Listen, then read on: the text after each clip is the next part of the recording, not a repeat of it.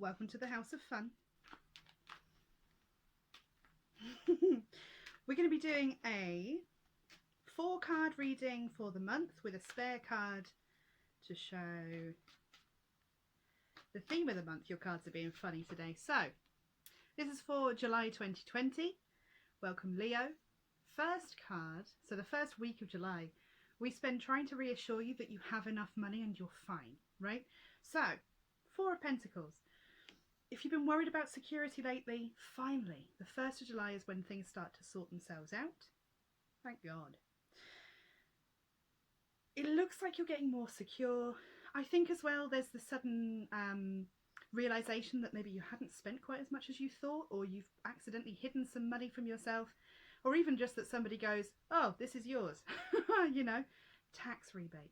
But it's a nice welcome change. We could do with it. It also means that you are regaining some power. I feel like a lot of you have been powerless throughout all of this madness that's been happening. But here's the feeling of some power regained. I keep doing this because it's a 4 and it's 4 legs on a chair. So it's nice and stable, and it's just about bringing us back to feeling supported. That is what we want for July, the month of many of your birthdays. Second card. Second week in July for you is the Moon. That is intuition fun times, basically. Your gut is so good, Leo. It's so good. Because you're a big old lion. You know when somebody's bullshitting you, basically. And here you are howling at the moon with every other one, right? Mixing my metaphors, but I'm enjoying it. It feels good, feels right. It's also, if you feel like you're being deceived, check and double check. We have too much going on with Neptune at the moment for you not to check all of the avenues available to you. There's so much information out there. You can check your sources. Don't just buy things on face value. You know, the path created by the moon is really deceptive. You know, it's really difficult to always see what's casting the shadows. And I think just making sure that you have a spare torch, Wikipedia, or a spare lamp, you know, a friend that's actually been there, lived experience, you can start to navigate some of that and climb out of the sludge that we've all been living in for some time now, right? Yes, so get really good at honing those instincts and remember that you're already secure. That's good so far. Week 3. The Lovers. How pleasant. I haven't seen them yet for anyone. The Lovers. Good shout. Hey, you get to have sex again soon. With people you don't know, if you want. But aside from that, this is also being able to come outside of yourself, look at the way your life is at the moment, and decide if that's something that you're enjoying looking at. Is this where you thought you would be? Is that something that you're interested in? Is it something you want? If not, changes can be made. Don't panic. It's not an excuse to spiral and go, oh, this isn't what I was planning. It's more, make sure that you are able to agree with your higher self, in other words. So if you come out of yourself and you look down and you go, oh, that's not right, that's the position to try and decide what changes need to be made. Not from when you're right in it and it's right here and you're trying to, you know, plow through all these emotions. You need to be able to come out of yourself slightly. Don't stay there, because dissociation isn't a fun game that you want to do forever and you're a fixed sign. It's too easy to get stuck. But dipping in and out, journaling is helpful. Any kind of writing at all, blogging is helpful, just so you can see it on the page. Go back through your diary if you keep one, go back through your old logs if you keep them, and go, ah, this situation changes here, here and here. They're the tweaks I need to make, right? But also, yeah, if you want to get it on, that's a good sign too.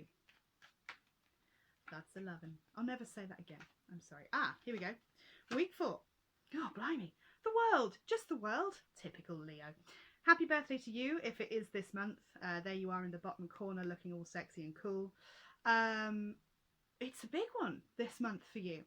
Feels like things really start to align, and actually that Lovers card and the Moon are only to fine-tune things, because balls really start rolling in the right directions, if you get my meaning.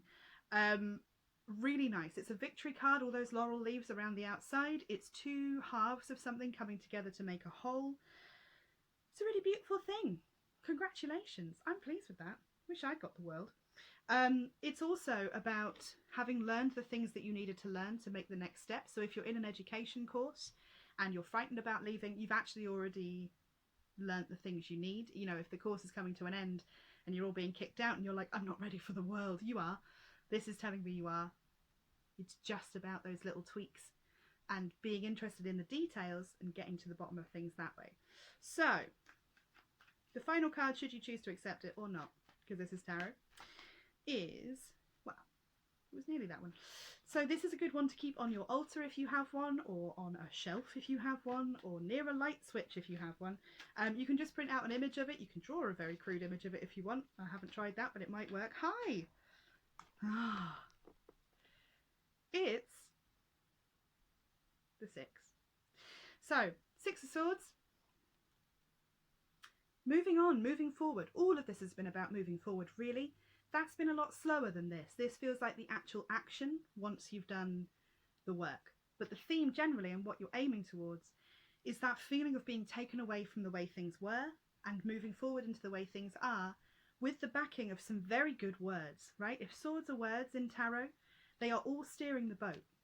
They're all, you know, they're guiding the boat into the next direction that it goes in. So if friends have been telling you, look, you're really good at this, start listening to them, Leo. I know it's a pain. And some of them don't know they're born, but you've got to start actually listening to them, because they have good advice for you. They actually know you quite well, a lot of them, and they are guiding you the right way. This isn't often a family voice. So if it's your parents trying to guide you, it's not quite the same. There's other cards for that. This one's much more friends and teachers and people that have been involved in your education or career saying, look, go across the water, you're doing the right thing. So bear that in mind. As I say, when it's nice to keep that card somewhere you can see it, so you have a kind of guide, a rough idea of how the month's going to go. But also that you can sort of come back to that if you feel yourself wandering off, and or, you know, not coming back after going outside of your body. That can be a bit of an anchor, and you go, oh yes, I'm meant to be feeling taken away by this or moved on by this. All good things. Epic reading, Leo. Congratulations. If you aren't too, you know, if you don't feel too seen or everything related to you, please comment underneath, let me know. If you would like a personal reading with me, I am available on WhatsApp and Skype and Zoom and all those other exciting talkie devices. Just get in touch with me by DMing me on any number of social media things, or you can book directly on my website at amberleyalchemy.co.uk. I'll put the link somewhere nearby so you can see it, and yeah, we'll get you booked in. Good luck out there, Leo. It's going to be a good one. That feels strong. I'm pleased for you. Ugh, bye.